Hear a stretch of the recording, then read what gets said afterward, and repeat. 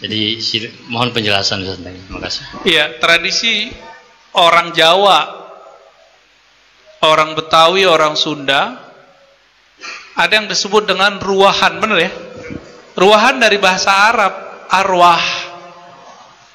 Kenapa? Karena dulu ulama muallim-muallim di Betawi, di Sunda, ya, di Jawa, itu kalau mau Ramadan, tahu, ini Sya'ban kan bulan arwah emang. Jadi orang yang mau lahir tahun depan, itu ditulisnya di sini, Pak. Misalnya habis Sya'ban ini, Ramadan, terus Syawal, Zulqa'dah, Zulhijjah, Muharram, terus sampai ke Rajab. Siapa yang lahir, siapa yang mati. Jadi yang meninggal karena corona, nggak corona kemarin, itu udah ditulis Sya'ban dulu. Di ilmu Allah sudah ada, tapi diturunkan ke langit dunia dan kemudian dipegang oleh malaikat. Jika berkaitan rezeki dipegang oleh malaikat Mikail, jika berkaitan dengan ajal dipegang oleh malaikat maut. Maka ulama kita biasa mengirim, karena amal diangkat semua ke langit.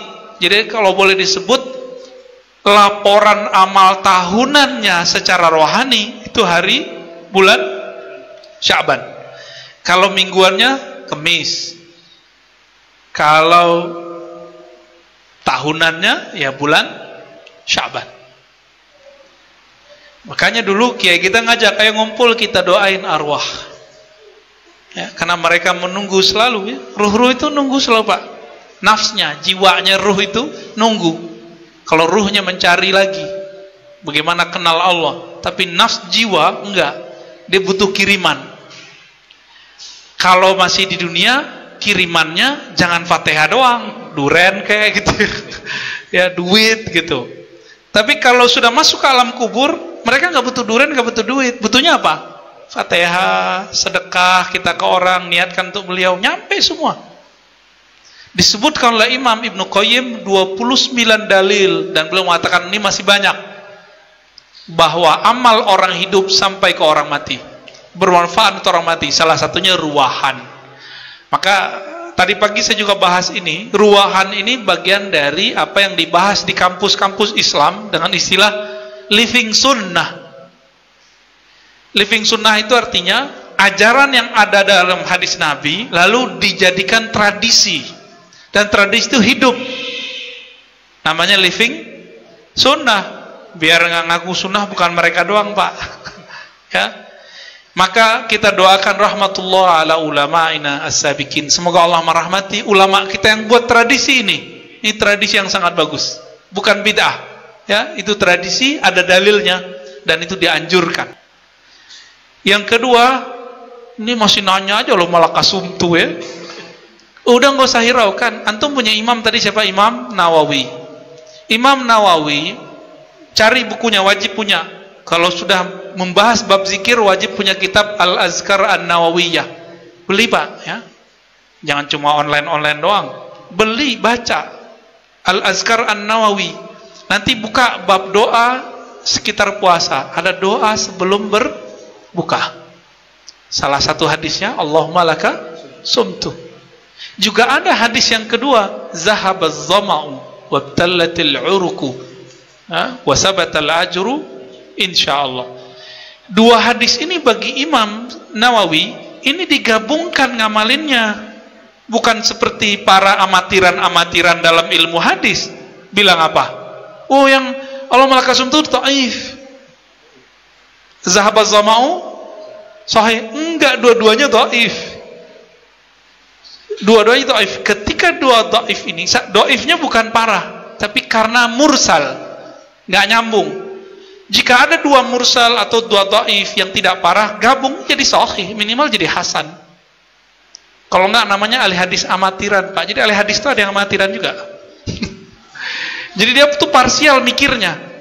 Padahal kalau ahli hadis, syarat menghukumi satu hadis, syaratnya satu, mengetahui banyak riwayat. Jam'ut turuq, mengumpulkan banyak riwayat hadis, baru boleh bilang ini sahih nggak sahih. Kalau nggak, cukup katakan sanad yang ini kurang kuat, yang ini kurang kuat. Cuma boleh sampai segitu kalimatnya. Ada adab-adabnya ya.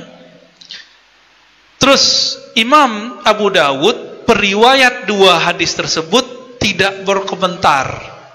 Abu Dawud ini teman Imam Bukhari Pak ngaji. Umurnya ya beda 8 tahun lah antara Imam Bukhari dengan Imam Abu Dawud, pengarang kitab Sunan Abi Dawud. Kan ribet antum kalau baca Abu Dawud. Bisa 4 jilid terjemahannya. Imam Abu Dawud mengatakan, "Wa ma sakattu anhu fa huwa salih." Hadis yang aku tidak komentari, maka kualitasnya saleh. Saleh itu bagus. Bagus, relevan untuk diamalkan. Oke, sekarang coba diadu. Syekh Albani bukan salaf, dia cuma mengaku salafi. Imam Abu Dawud salaf. Kalau beda imam sekarang dengan imam salaf yang asli, antum ikut yang mana? Abu Dawud. Serius? Udah selesai masalah. Ya, gitu apa cara. Oh ya, mencium kubur Nabi, apakah berlaku juga mencium kubur orang soleh? Sama. Yang penting kita nggak meyakini penyembahan terhadap yang kita cium itu. Yang analog sederhana gini, Bapak kan orang berakal, orang pinter. Mencium istri boleh nggak? Mencium anak boleh nggak? Boleh kan? Syirik nggak? Ya sama, mau cium kuburan, cium orang hidup ya sama, nggak ada kaitannya dengan syirik. Itu bab cinta. Jadi takbil, bab mencium itu bukan bab syirik, bab tauhid, itu bab mahabbah. Mereka itu nggak ngerti cinta Pak, masalahnya. Ajarannya kan ajaran menghilangkan bab cinta. Makanya tabarruk dihilangkan. Jadi kita kasih tahu, at-tabarruk ibaratun anil hub. Ngambil berkah itu adalah ekspresi mengenai kecintaan yang tinggi kepada Nabi dan orang-orang soleh. Ya, tafadhol di belakang. Assalamualaikum warahmatullahi wabarakatuh. Assalamualaikum warahmatullahi wabarakatuh. Saya mau tanya, ada 2 tempat di mana kita mimpi atau ada orang pernah mimpi bertemu Rasulullah, itu pantas diziarahi tempat itu. Yang saya tanya, ada qaul ulama atau ya dalil tentang itu enggak, artinya perkataan ulama salaf atau gimana. Yang kedua, saya pernah bertabaruk dengan rambutnya Rasulullah dan itu dicelupkan di air. Ketika diberikan di air, kata kiainya, nanti kalau habis tambahin airnya lagi, jangan sampai kosong, tambahin terus. Nah ini kalau misalkan ada orang yang meninggal atau apa, saya usapkan misalkan di kain kafan atau di badannya, atau ada orang sakit apa, atau setiap maulid anak-anak ngaji di rumah saya bagikan itu air, ditaruh di galon. Nah apakah seperti ini tabaruk, keberkahannya ini nggak hilang kalau ditambahin begitu? Terima kasih. Iya, nggak hilang. Boleh lanjutin aja. Ya, itu kayak orang itu minta air doa. Apa kata si kiai? Ntar kalau mau habis tambahin air ya, sama. Lebih keren si tukang urut yang ngasih air begitu atau rambutnya Nabi. Acara begitu itu dari Imam Ahmad. Jadi Imam Ahmad kalau demam, badannya panas-panas sedikit kayak corona sekarang nih, bisa jadi obat tuh. Yang penting yakin.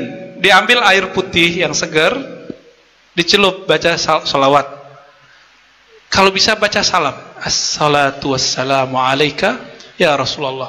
Sampaikan salam rindu kita kepada Nabi, sampai kita betul-betul merasakan diri ini berkoneksi dengan Nabi. Itu air langsung berkah itu. Ya. Lalu Imam Ahmad kalau minum air begini gimana? Sembuh langsung. Imam Ahmad loh ya. Imam Ahmad imam salaf, musyrik gak? Berani antum bilang Imam Ahmad musyrik? Ya, kan nggak ada yang berani. Ya, udah. Yang kedua, ya, tentang tempat mimpi ketemu Rasulullah, tempat itu mimpi pantas diziarahi gitu. Saya tidak pernah mendapatkan kalam tertulis dari ulama bahwa tempat yang dulu ulama mimpi di situ dijadikan tempat ziarah. Kalau begitu tempat kos saya dulu harus diziarahi dong. Enggak ada ya. Nabi kalau datang ke mimpi, itu yang berkah tempatnya atau kolbu orang yang mimpi? Kolbunya, karena datangnya bukan ke tempat, datangnya ke dalam kolbu. Maka yang diberkahi orang yang mimpinya. Tapi ingat, orang yang mimpi ketemu Nabi belum tentu dia ini terbebas dari dosa. Belum tentu juga dia wali. Orang cinta doang kok. Bisa jadi cintanya sirna. Bisa ya. Jadi jangan terlalu berlebihan untuk bab ketemu Nabi secara mimpi. Tapi man ra'an Nabi sallallahu alaihi wasallam ya. Man ra'ani fil manam fasayarani yaqzah. Siapa mimpi ketemu aku, dia akan melihat aku dalam jaga. Itu baru wali. Itu baru antum ziarahi orangnya. Orang yang mimpi ketemu Nabi dalam jaga, lalu dia bisa berkoneksi dengan Nabi dalam keadaan apa?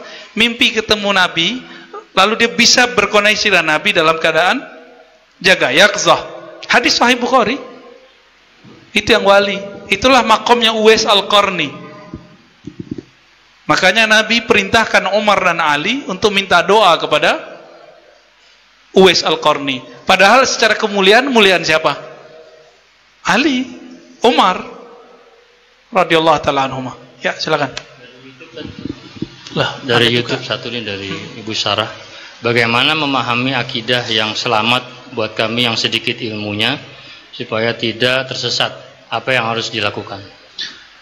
Ya, akidah selamat atau firqah najiyah atau akidah munjiyah, akidah yang menyelamatkan, itu ada di dua hadis yang kita dulu buka kajian ini. Masih ingat? Pertama hadis Imam Abu Dawud. Apa kata Nabi? Semua dari 73 golongan itu masuk neraka illa firqah wahidah. Ya, kecuali satu firqah. Siapakah itu? Al-jamaah. Al-jamaah disartinya umat Islam yang bersyahadat, umat Islam yang percaya kepada Allah, kepada Rasulullah, dan mengikuti sunnah Nabi SAW, dan tidak berpecah belah. Oke. Tapi biasanya al-jamaah ini karena mayoritas itu silent. Ini kelemahannya. Maka ada istilahnya silent majority. Orang rame banyak tapi nggak berisik. Yang berisik biasanya yang kecil kan? Yang dikit tuh berisik. Emang begitu Pak. Itu udah psikologis masa udah. Dan yang kedua, man ana alaihi wa ashabi. Siapa yang ikut aku dan ikut sahabatku. Kenapa Nabi menyebutkan ikut sahabatku? Ini yang disebut sanad. Jadi jika ingin membuktikan, menggaransikan akidahnya benar gak? Buktikan akidahnya bersanad atau tidak. Dan saya sudah meneliti, ya, silakan dicari, sudah ada PDF-nya, bahwa akidah trilogi tauhid uluhiyah rububiyah wa sifat tidak berasal dari Rasulullah, tapi berasal dari Syekh Ibnu Taimiyah abad ke-8 Hijriah 728. Tapi dia mengklaim secara istiqra. Apa istiqra? Induktif, dibaca dalil lalu dia simpulkan. Maka ini kesimpulan ijtihadnya Ibnu Taimiyah. Jika Ibnu Taimiyah boleh menyimpulkan 3 tauhid, kenapa Imam Asy'ari nggak boleh menyebut 20 sifat Allah? Kan itu bukan pembatasan sifat. Mereka aja nggak paham, menuduh bahwa Asy'ariyah hanya mempercayai 7 atau 20 sifat. Lebih tua mana Imam Asy'ari yang wafat 324 dengan Ibnu Taimiyah 728? Ayo, lebih tua mana? Lebih salaf mana? Imam Asy'ari. Beliau separuh hidupnya di zaman salaf. 2/3 hidupnya di zaman salaf. Masih ketemu ulama salaf ketika dia tobat menjadi ahli sunnah. Masih ragu.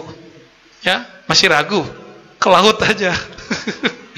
Ya, udah 1949. Semoga kajian ini Allah berkahi, dan saya minta ampun kepada Allah jika ada niat yang salah dalam kajian ini, niat ingin berdebat atau ingin merendahkan, ya.